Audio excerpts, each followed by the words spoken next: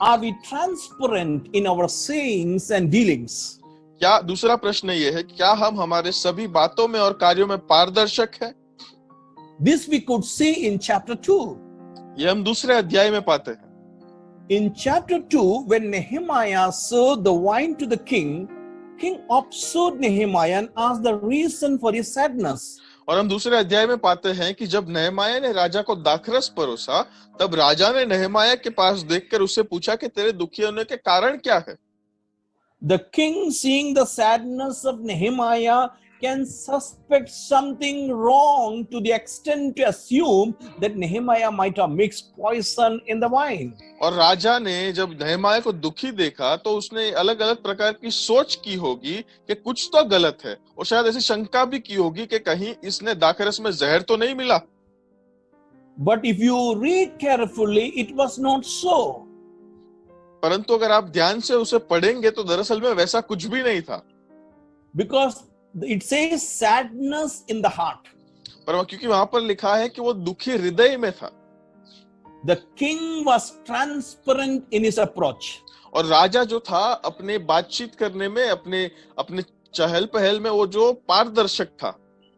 So also Nehemiah was transparent in his dealings. और नेहमाया भी इसी प्रकार से अपने हर एक कार्य में जो था पारदर्शक था. Nehemiah was very much afraid, if you read chapter 2 verse 2b, but he said to the king, may the king live forever, chapter 2 verse 3. और हम यहाँ पे पाते हैं कि नेहमा तो सचमुच में बहुत ही डरा हुआ था. अगर आप दूसरा अध्याय 2 और 3 पद पढ़ेंगे तो वहां पे लिखा है कि राजा अमर रहे.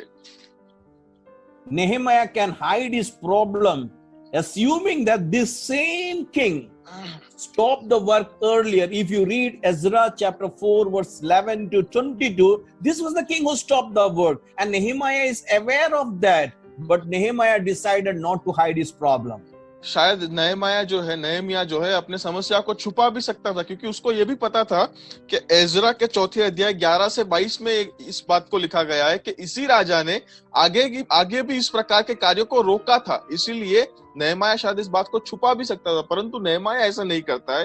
वो अपनी बातचीत में, अपने हर एक कार्य में पारदर्शक दिखता है. He was transparent in expressing his feelings and shared after a second of prayer to the heavenly king. This we could see in Nehemiah chapter 2 verses 4 to 5.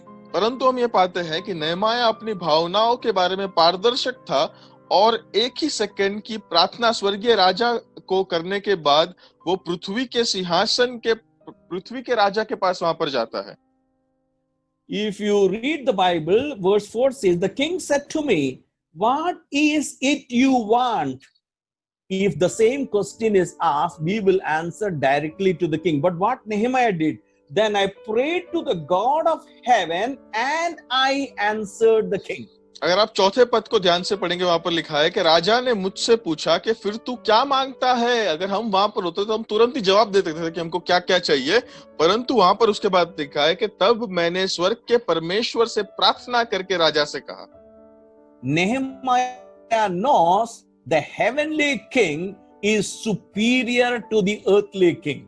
Nehemiah को पता है कि स्वर्गीय जो राजा है वो इस पृथ्वी पर के राजा से ऊपरी और श्रेष्ठ है.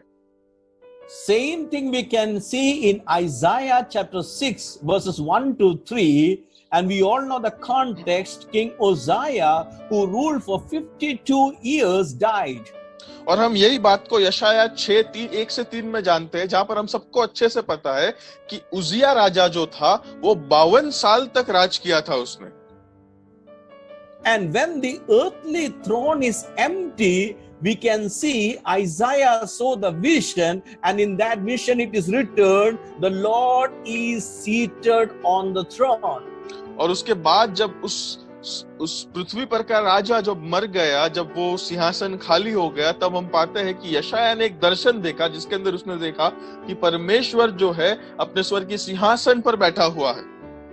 The earthly king may or may not be there, but heavenly king will be for sure. पृथ्वी पर का राजा शायद हो या नहीं हो, परंतु ये बात निश्चित है कि स्वर्गीय राजा जो हमारा प्रभु है वो हमेशा रहेगा. Nehemiah prayed. I don't know how many, maybe matter a fraction of second, he prayed. Remember that 1 second of prayer was based on 4 months of long prayer. And then he shared to the earthly king.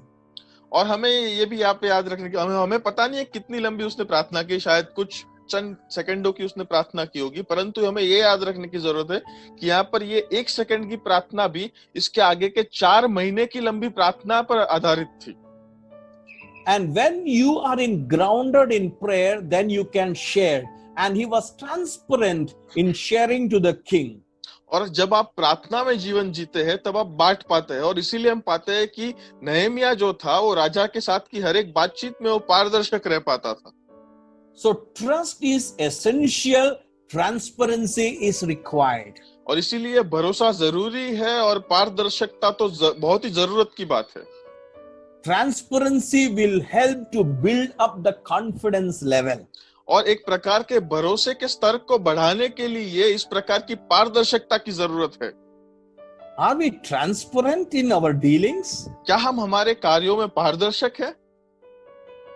Sometimes we fail to understand the heart of the people. काफी बार हम लोगों के हृदय को समझ नहीं पाते हैं.